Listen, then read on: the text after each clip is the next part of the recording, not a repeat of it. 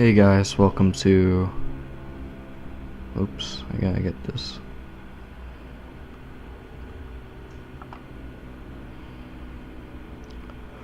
I can already tell this day's gonna be a bad day.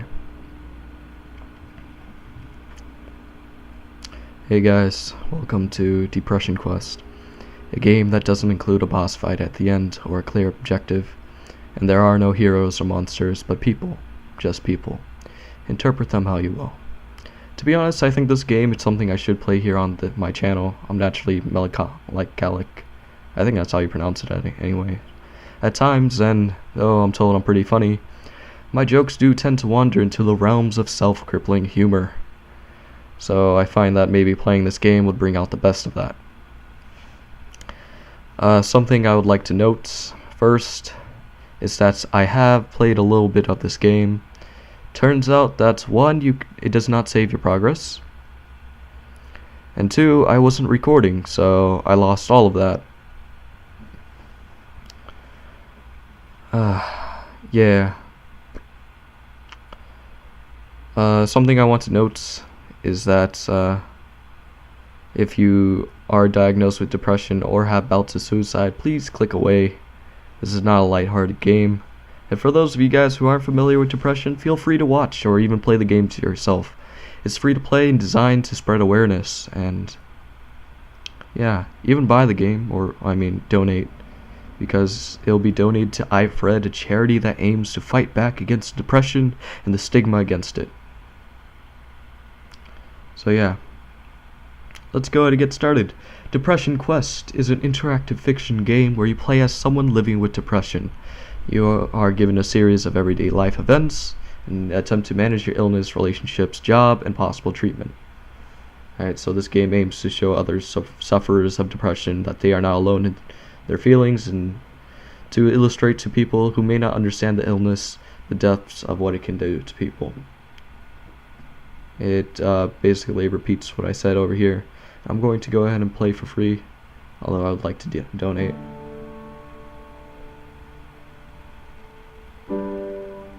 Also, if you like the music, you can go ahead and I believe it's made by Isaac Shankler, so go ahead and get it from him. Its emotional character is probably mostly just indescribable, except as a sort of double bind in which all / any of the alternatives we associate with human agency, sitting or standing, doing or resting, speaking or keeping silence, living or dying, are not just unpleasant, but literally horrible. David Foster Wallace. I think he's an author. I think I read some of his stuff. Depression Quest is a game that deals with living with depression in a very literal way. This game is not meant to be fun or a lighthearted experience. If you are currently... I already talked about this, but yeah, please do talk to someone. I'm serious. It does help. Alright, the goal of the game is twofold. Firstly, we want to illustrate what depression is like, so that it's better understood. And secondly, spread awareness. And yeah. It also notes that this is not the best or accurate representation. It's merely an amalgamation. Pronouncing things wrong. Yeah. Depression sufferers usually seek treatments, and for a reason don't really seek treatments because of lack of money, perceived personal failing, or public stigma. So yeah, they wanted to try to make it the best they could to capture all these experiences. But they're not necessarily experiences of most sufferers.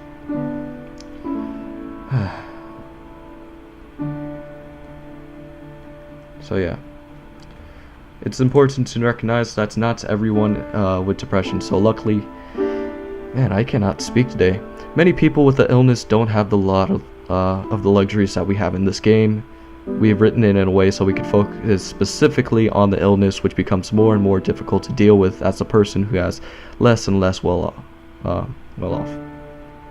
For that reason, a portion of proceeds from this game will be donated to iFred, to support depression treatment and education. This game uses audio as part of gameplay, so we encourage you to play with the sound on.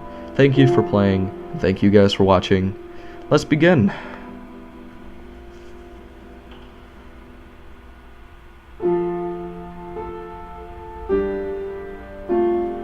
It is early on a Monday morning. You are a mid-20s human being. You have a significant other named Alex, who you are rather fond of, that you have been seeing exclusively for the past few months, and the rest of your social circle consists of a variety of friends and acquaintances, some of whom you met at your day job, which is a little boring, but pays the rent. You like to be doing more with your life, as with your parents, but you're still in the process of figuring out what that means and how to go about it. You're also dealing with motivation issues that sometimes makes dealing with these things difficult. You feel like this is probably your fault, and on bad days can feel inwardly angry and down on yourself for being lazy. But you're not quite sure how to break out of it, or how other people deal with these feelings and seem so very functional. You spend a lot of your nights fixating and thinking about this, but never seem to be able to do anything other than lose sleep. Next.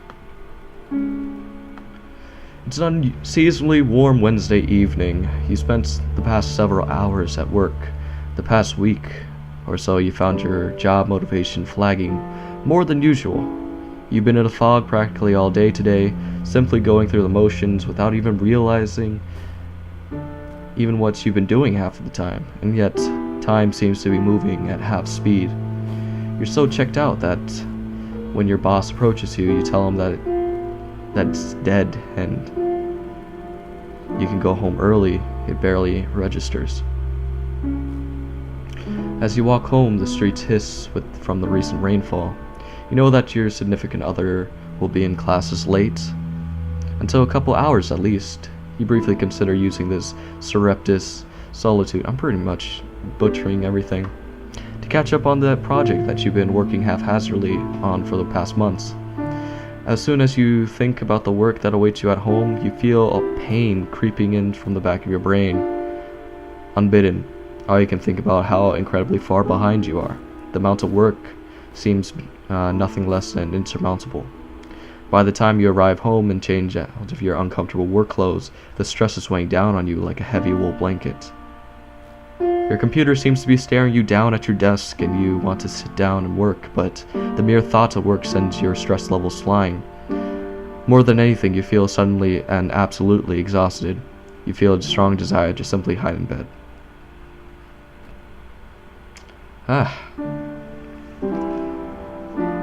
We've all been there, I believe.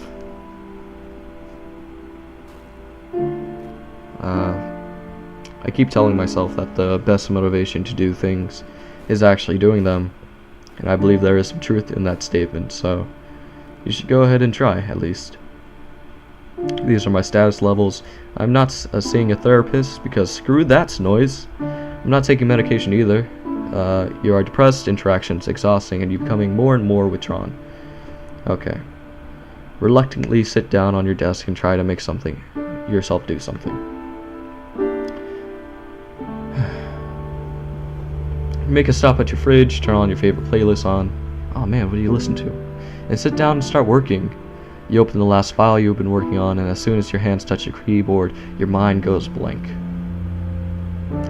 All of the motivation and the ideas that you had when you arrived home vanish in a flash. Your brain seizes up, and you find yourself physically incapable of any sort of productive thoughts.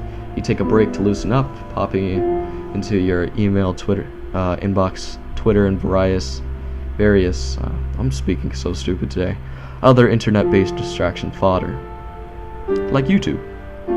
Frustratingly, this pattern continues throughout the course of your evening. As soon as you try to focus on your work, your brain diverts all its energy away from the task at hand. While you are flipping back to your work, you find the sheer mental effort involved in keeping your brain focused is overwhelming and tiring. A few Twitter arrangements and YouTube videos, and sparse amounts of actual work later.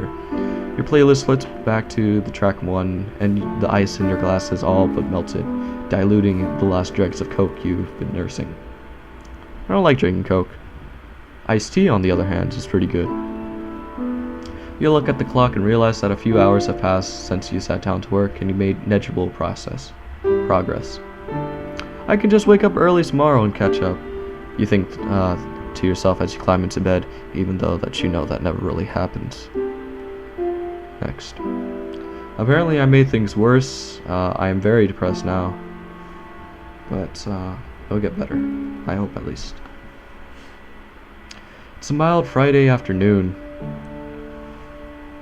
Alex calls you from one of her classes telling you that there's going to be a really awesome birthday party tonight at her apartment that's one of her roommates is throwing. You hung out with this roommate a few times with Alex and you get along well enough, but aren't particularly close. You don't have work in the morning and nothing else to do in particular that night. You are feeling kind of run down though. You've been fatigued most of the time recently. You mentioned that you've been feeling ill because you're not sure how else to explain these feelings to someone else, and say that you aren't sure that you can make it tonight. There's a second of silence over the phone, but you swear you can hear the sound of your partner's face fall. She convinces you anyways. You haven't seen her this week, and she sounds pretty insistent that you come over. She even drops a few suggestively worded hints that you could stay over with them tonight after the party. What do you do? Yo, man. Sounds like you really care about this Alex. You know what you should do? You should go for her, man. Yeah, man. You gonna go hang out with him? Her, you gonna have a good time. You gonna be like, oh man, I don't like handling with all these people here. But she's gonna be all like, I'm so happy you came by. Now, you know what? We could go hang out in my room. Cause you know what? I care for you. And you know what? Yeah. I'm working on in there. Yeah. I don't know why I'm talking like that, but I will agree to go because I love her apparently. Oh man, this club music. I hate it a little bit. You agree to go even though you're not feeling social. You know it's important to Alex and you really like seeing her. Seeing her does make you feel better sometimes, and you hope that this is the case tonight, even if it does mean dealing with all the social anxiety. The time leaves to roll around and you grab your overnight bag. Alex's apartment's a short walk away and there's already people hanging out on the porch. You feel your chest tighten as you approach the building and try to steal your nerves. You quickly find your partner chatting away to the birthday girl, and Alex immediately lightens up when she sees you. I'm so happy you came. I wasn't sure that you're gonna make it. A young man taps her on the shoulder and she turns back to you to apologize and let you know they have to do something for the party. Alex hands you a beer and plants a kiss on your cheek before going off to deal with whatever came up. As you look around, you don't see anyone you recognize. To be honest, I would not enthusiastically, I can't even speak, yo! Socialize with anybody. I really don't like doing that. Even in like groups that I normally hang out with, I don't like doing that. Put your bag in Alex's room and avoid the crowd in there for a while. That would be something I would do. If you have your bag, you probably have your computer. I don't know. Play League of Legends. Yo, be all like, she'd be like going in. She'd be all like, dude, yo, I got this pentakill. It'll be so cool. Yeah, that's exactly how it's gonna go down. You take a beer and shift through the crowd and arrive at Alex's room. The room is actually empty of all the partygoers, and you sit on her bed as you put your bag down. Thankful for the personal space and feeling a lot less claustrophobic, you mess around on your phone as you sip your beer. You keep telling yourself that you'll go back out in 5 more minutes, but every time the time rolls around to go back, you feel the panic creep in. So you stay rooted to the spot. You figure no one here knows you anyway, so it's unlikely that you'll be missed. I don't know, Angry Birds is pretty fun. A few minutes later, Alex comes into the room. Oh, there you are. I was wondering where you've gone off to. I figure I might find you here. She sits down on the bed next to you, buzzed enough to be slurring slightly. I'm really glad that you're here tonight. To be honest, I really didn't think you'd show. It's really cool that she did, really. You know that she meant it leveling me. But you're still not quite sure how you feel about that statement.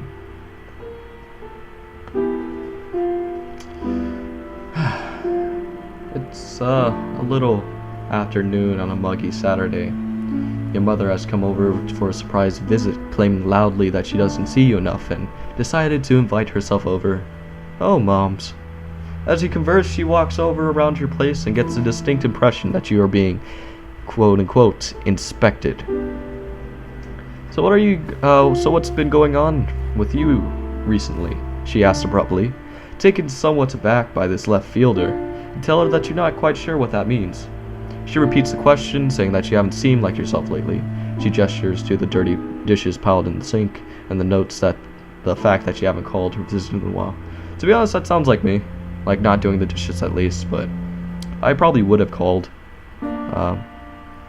Your resistance only seems to spur on more.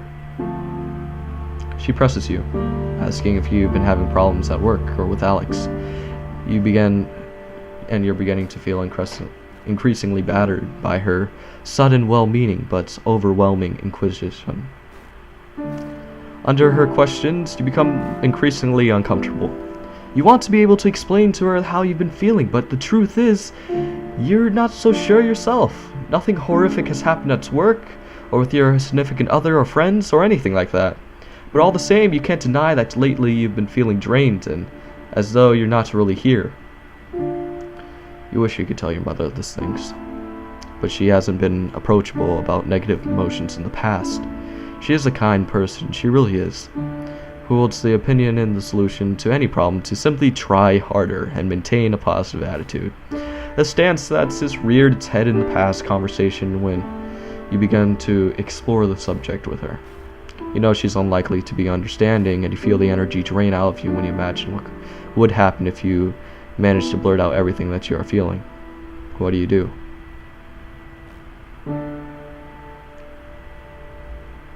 To be honest, I would tell her everything's fine and thank her for asking, because that is all I've been doing for my life in any response. I'm okay, Mom. Really. Thanks about worrying for me. Your mother looks at you from across the room with furrowed brows, and you wonder if the tone in your voice was the least bit convincing. She slightly opens her mouth as well to say something more, but she instead digs her purse for her cell phone, having apparently decided against it. Well, as long as you're okay, honey. Her voice trails. As your mother returns to what amounts to be more or less small talk, you realize that this part of the conversation has happened a lot recently. Someone will express concern for you, or ask if you're okay out of seemingly nowhere, and you tend to find it simpler just to declare that you are okay than to find the right words for complicated, murky feelings. Besides, none of them are in reaction to a specific event. Maybe you really are okay, or just complaining about nothing anyways. Sometimes when you insist that you're okay to those who ask, you wonder if you're trying to convince them or yourself. You need to start writing, man. You gotta write down these feelings down. You know, become a grand author. You know, it'd be really good if you write a story about a kid ripping out his eyes. Yeah, that always helps. Not really. I don't know what I'm talking about. Let's go ahead and sit next. What is that picture? Is that me? And then that's the phone. I don't know what that is. I guess that's a bed, and I'm laying down. I look kind of silly. I don't know what that is, to be honest. I really don't. It's a lazy Sunday, yeah, I don't know what that is. It's a lazy Sunday morning. You idly clicking around as your phone rings. Dude, are you playing League of Legends? A co-worker of yours. I will go. A co-worker of yours that you've been friendly with. Asks how you are and makes hurried small talk with you. You typically only ever talk to him on the phone when one of you guys need a shift covered. So it's slightly awkward, and you're waiting in anticipation for him to ask you to come on short notice when he veers the conversation a completely different direction. How do you feel about cats? He says. Mine had kittens a few weeks ago, and I've been having an awful hard time finding a home for the last one on the litter. You don't have any pets, right? It takes you a moment to process this new information.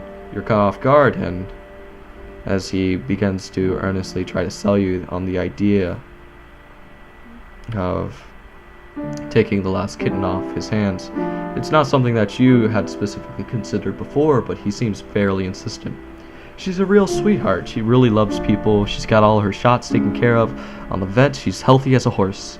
I could bring her over by your place tonight if you're interested.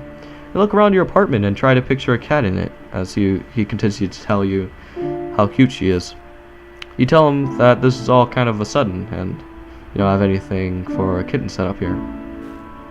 Oh, don't worry. I could bring over a litter box and food and all that, since you've been really helping me out in this fix. It's the least I can do. I just don't want to put her in a shelter or anything. You can't help but feel that you're being guilt-tripped. But you decide to give it some serious consideration. It does get awfully lonely around your apartment, and it might feel less empty with a cat around. However, since you are feeling down, it might not be a good idea to take on the responsibility of a cat, even though they are fairly low maintenance. I would decline, to be honest. I'm not much of a cat person. I like dogs. Dogs are cool. But since that's not really an option, I guess companionship would be good. And the thing about life is that you're not really sure about the consequences and of your actions until later. So, you know what? Screw it. Ooh, it's a cat. You accept the offer as a kitten and hang up shortly after making arrangement for when your co-worker could drop her off by tonight. You're not entirely sure what to expect, and you spend a lot of the rest of the afternoon researching cat care online, trying to think of a name. The evening rolls around and you can hear a knock on the door, startling you out of reading a Wikipedia article too hard. You take possession of a small, terrified black and white kitten in the carrier, along with everything that you need to start taking care of her. You take her to the bedroom, close the door, and open the door to the carrier excitingly. She cowers in the back of it, and you back off. Feeling slightly defeated, you remember what you researched on introducing a kitten to a new home, and leave her alone to go mess around on your computer. Playing some more League of Legends, yo. Hopefully checking over your shoulder every so often to see if she's come out yet.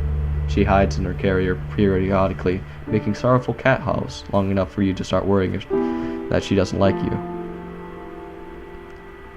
But by the time you go to bed, she's curled up by the foot of it, eyeing you nervously before falling asleep. Over the next few days, you gain her trust, and she begins affectionately following you around, sleeping on you, and hopping on you every time you sit down and do some work. See, it wasn't too bad. It's a black and white cat, so I would call it Checkers. Checkers the cat.